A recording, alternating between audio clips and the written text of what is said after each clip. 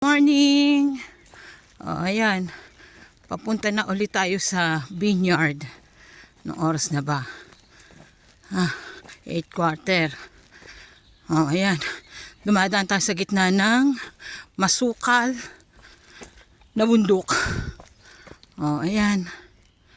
Heto ang paligid.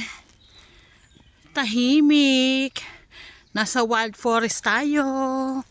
Wala sana tayong masalubong na ano na ba yung deer. Ayun.